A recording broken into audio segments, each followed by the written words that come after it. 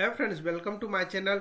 तो फ्रेंड्स, आज जो हम वीडियो लेके आए हैं वह है एमएलटीज, एसटीएस और एसटीएलएस के लिए एग्जाम्स क्वेश्चन आंसर। चलिए फ्रेंड्स, स्टार्ट करते हैं आज का हमारा वीडियो और देखते हैं आज का पहला क्वेश्चन। तो पहला क्वेश्चन है friends, pulmonary veins open into. जो पल्मोनरी वेन्स होते हैं वह कहाँ ओपन होते हैं? तो ऑप्शन नंबर ए है left atrium, B right atrium, C left ventricle and D right ventricle. तो फ्रेंड्स, पल्मोनरी जो वेन्स होते हैं वह कहाँ ओपन होते हैं? तो फ्रेंड्स, आपको पता है कि जो हमारा हार्ट होता है वो उसमें 4 चेम्बर्स पाए जाते हैं, और 4 चेम्बर्स जो होते हैं वो कहाँ कहाँ डिवाइड होते हैं आपको बता देता हूँ। तो ये होता है यहाँ से आपको राइट एट्रियम, एंड ये होता है लेफ्ट एट्रियम, और यहाँ से होता है राइट वेंट्रिकल, एंड ये होती है लेफ्ट वेंट्रिकल। अब यहाँ देखेंगे जो एओर्टा होता है ये हमारे पूरे बॉडीज पे ऑक्सीजनेटेड ब्लड का सप्लाई करता है।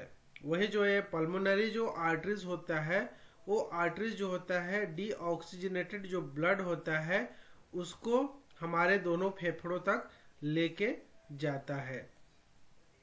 अब बात करते हैं जो आर्टरीज होते हैं ये तो पल्मोनरी आर्टरीज की बात हो गया। अब आर्टरीज के बाद अब बात करते हैं जो वेन्स होती हैं उनका। तो ये जो वेन्स होती हैं, दोनों फेफड़ों से जो वेन्स आती हैं, ये जो वेन्स होती हैं वह जाके लेफ्ट आर्ट्रियम पे ओपन होती हैं, और लेफ्ट आर्ट्रियम से ओपन होने के बाद इसमें जो ब्लड होता है वो ऑक्सीजनेटेड ब्लड होता है, और इसमें जो गया होता है वो डीऑक्सीजनेटेड ब्लड अपने लंग्स तक जाते हैं। ये हमारा लंग्स है। अब देखेंगे फ्रेंड्स, तो इसके बाद यहाँ जो राइट आर्ट्रियम होता है, इस राइट आर्ट्रियम में जो हमारे पूरे बॉडी से जो ब्लड होता है वह कलेक्ट करके ये हमारा राइट आर्ट्रियम में खुलता है, और वहाँ से राइट वेंट्रिकल में, इसके बाद फेफड़े में जाता है। वहाँ गैस एक्सचेंज के माध्यम से यहाँ ऑक्सीजनेटेड ब्लड ऑक्सीजनेटेड जो ब्लड है वह वेन्स के माध्यम से लेफ्ट आर्टरी में खुलते हैं, वहां से लेफ्ट वेंट्रिकल में खुलने के बाद ये पूरे बॉडी पे सप्लाई होता है। इस तरीके से एक चक्र चलता है। तो इसलिए इस क्वेश्चन का जो आंसर है वह है लेफ्ट आर्ट्रियम। तो अर्थात इसका जो करेक्ट आंसर है वह है लेफ्ट आर्ट्रियम में इसका ओपन होता है। अब सेकेंड क्वेश्चन देखते हैं। Epithelium lining the alveoli of lungs is. Option number A simple cuboidal, B simple columnar, C ciliated columnar, D simple squamous. And जो करेक्ट आंसर है फ्रेंड्स वह है answer number D.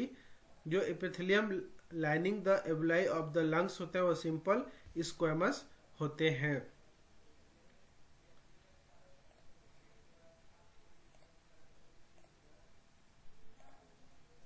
Next question number third.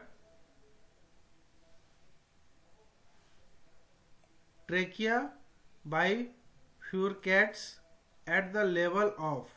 Option number A first costal cartilage, B second costal cartilage, C third costal cartilage, and D fourth costal cartilage. तो जो trachea बाइफरकैट्स जो होते हैं वो कौन से लेवल पे होते हैं? तो वो होता है second costal cartilage. Next question number 4। Liver derives its nutrition from. Option number A portal vein only, B hepatic arteries only, C both portal and hepatic arteries, and D none of the above। And जो correct answer friends वो होता है both portal vein and hepatic arteries. ये दोनों के द्वारा ये अपना न्यूट्रिशन ग्रहण करते हैं liver. Question number 5। Motor nerve supply to diaphragm is provided by. Option number A vagus nerve, B intercostal nerve, C splenic nerve, and D phrenic nerve. And जो करेक्ट आंसर फ्रेंड्स वो है answer number D. Phrenic nerve के द्वारा जो motor nerve supply होते हैं diaphragm is provided by phrenic nerve. Question number 6। Left subclavian arteries is a branch of. तो जो लेफ्ट सब क्लेवियन जो आर्टरी होती है उसका ब्रांच ऑप्शन नंबर ए असेंडिंग एओर्टा का ब्रांच होता है, या arch of aorta, common carotid arteries, या फिर ब्रेंकियोसेफेलिक ट्रंक्स। एंड जो करेक्ट आंसर होता है फ्रेंड्स वो होता है आर्च ऑफ एओर्टा। जो लेफ्ट सब क्लेवियन आर्टरीज होते हैं वो ब्रांच होती है आर्च ऑफ एओर्टा की। Next question number 7, the thin membrane which closely invest the brain surface is.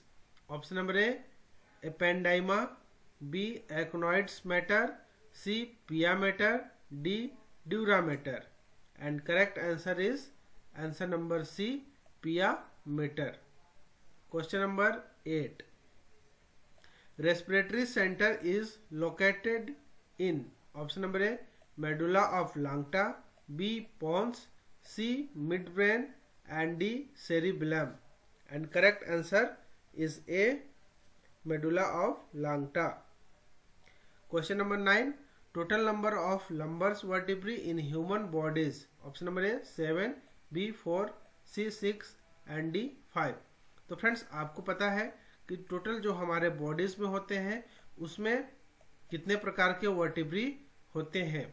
तो इसमें कुल 5 प्रकार के वर्टिब्री होते हैं, जिसमें सबसे पहले जो होता है वो उसकी संख्या होती है 7, उसको कहते हैं सर्वाइकल।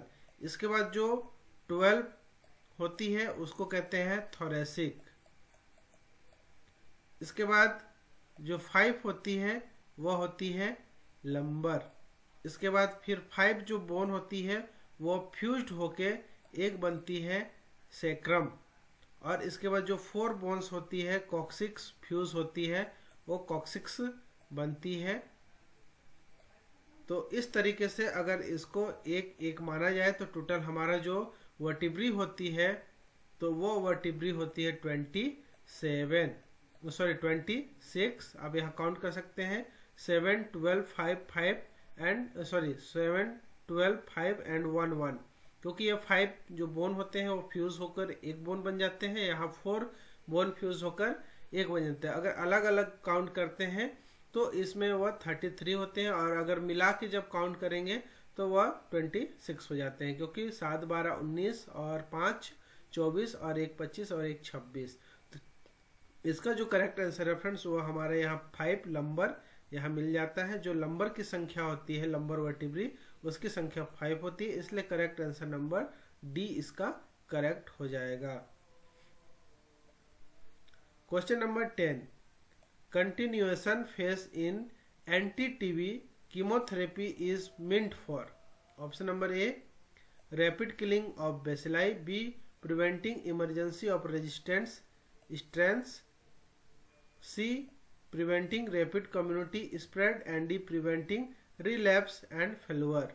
तो फ्रेंड्स जो continuation phase in anti TB chemotherapy is meant by for, जो कंटिन्यूअस आप टीबी के जो मेडिसिन होते हैं उसमें 2 फेज होते हैं, एक आईपी जिसको इंटेंसिव फेज कहा जाता है अर्थात गहन पक्ष, और दूसरा होता है कंटिन्यूअस फेज या इसको शॉर्ट में सीपी कहा जाता है।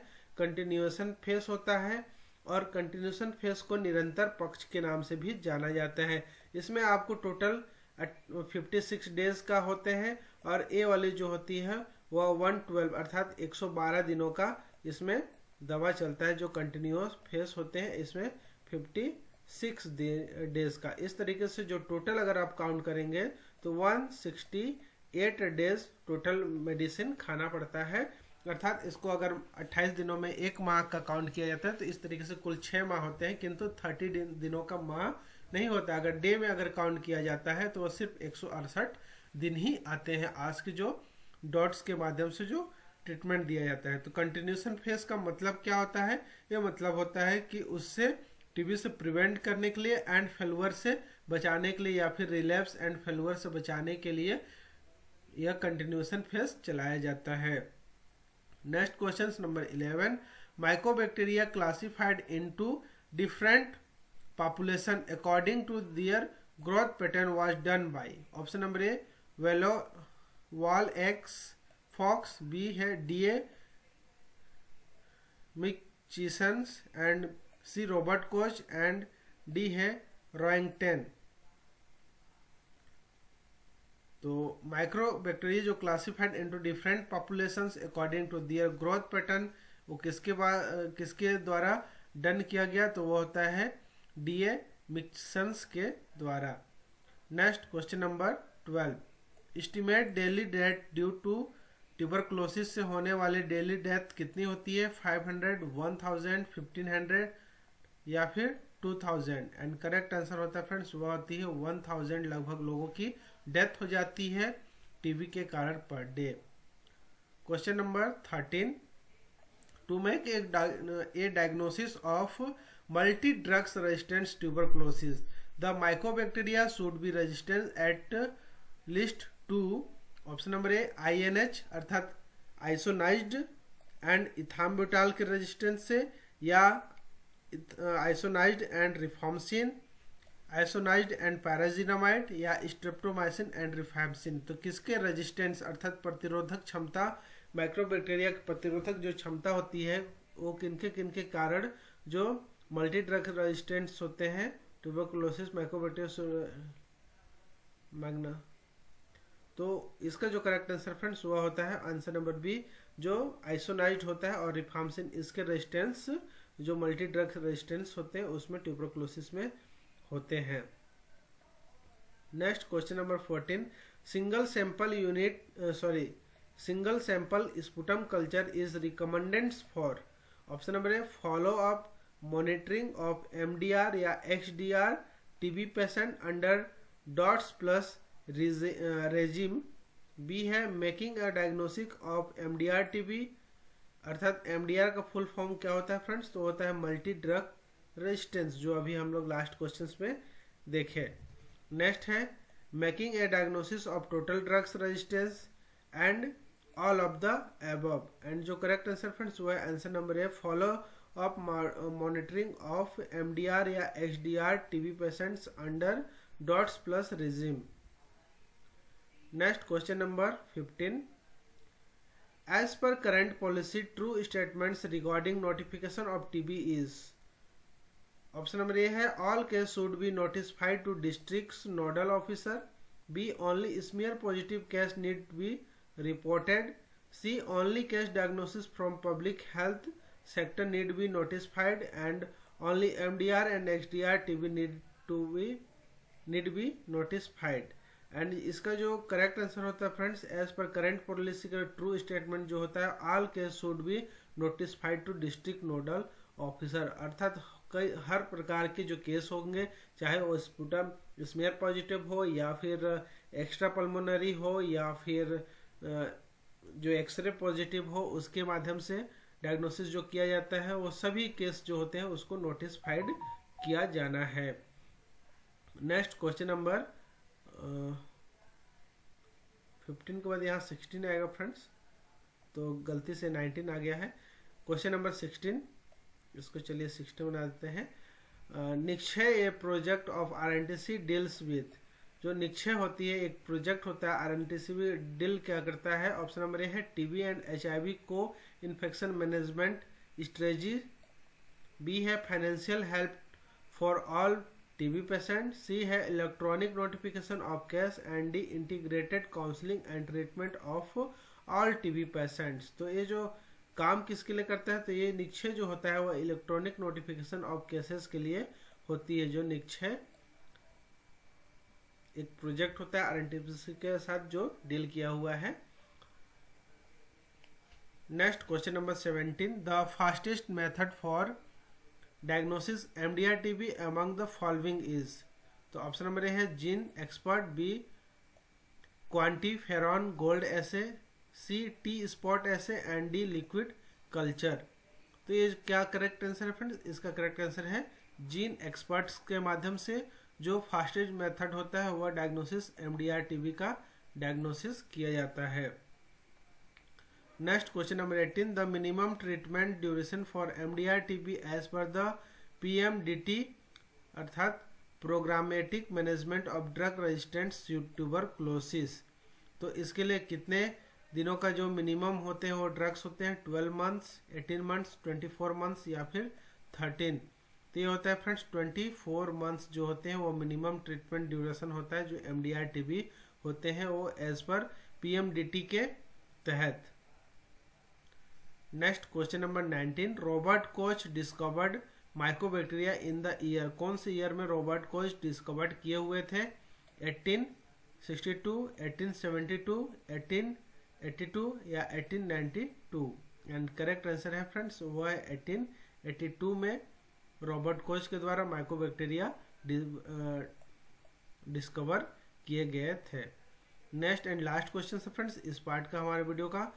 क्वेश्चन नंबर 20 है, which among the following is an acid fast staining technique? Option number A Ziehl Neelsen technique, B Kinyoun method, C auramine rhodamine fluorochrome staining and D all of the above. तो जो which among the following is the an acid fast staining जो होता है friends वो जिल Nelson भी होते हैं, ऑरामिन रोडामिन भी होते हैं, इसलिए इसका जो करेक्ट आंसर है किनियन मेथड्स भी होते हैं। तो उम्मीद करता हूँ फ्रेंड्स ये जो एग्जाम्स आपके लिए बहुत ही हेल्पफुल रही है, हर एग्जाम्स के लिए यूज़फुल रही होगी और आपका जो नॉलेज है टीवी के बारे में और भी बढ़ाएंगे। तो और भी इसमें क्वेश्चन है फ्रेंड्स जिसको मैं लेके आया हूँ। और फ्रेंड्स अगर आपको ये सारे क्वेश्चन चाहिए तो आपको मेरे टेलीग्राम चैनल पे भी आपको ज्वाइन कर लेना है। तो आप यहाँ देख सकते हैं मेरा जो टेलीग्राम है, यहाँ आपको मैं दिखा देता हूँ टेलीग्राम, जिसमें आप टेलीग्राम में ASCPI एग्ज़ाम या फिर इसके अलावा और भी मेरे चैनल है मेडिकल ट्यूबर, MLT अड्डा, आप किसी में भी ज्वाइन कर लीजिए। मैं यहाँ इस PDF को फिर से इंसर्ट कर देता हूँ फ्रेंड्स। तो इस PDF को मैं यहाँ से फिलअप कर देता हूँ, ये देख सकते हैं ओपन, ये सेंड कर दिया। तो आप इसका PDF यहाँ से आप मेरे को ज्वाइन करके ले सकते हैं या फिर किसी से भी यहाँ से आपको मिल जाएगा फ्रेंड्स इसका PDF। अगर आप PDF को ओपन करेंगे तो PDF फिर से ओपन हो गया फ्रेंड्स। आप यहाँ देख सकते हैं टोटल PDFs आपको यहाँ देखने को मिल जाएंगे। तो उम्मीद करता हूँ फ्रेंड्स ये वीडियो आपके लिए काफ़ी हेल्पफुल रही होंगी और नए वीडियो के साथ मिलेंगे। तब तक के लिए जय Hind, thank you for watching, have a good day.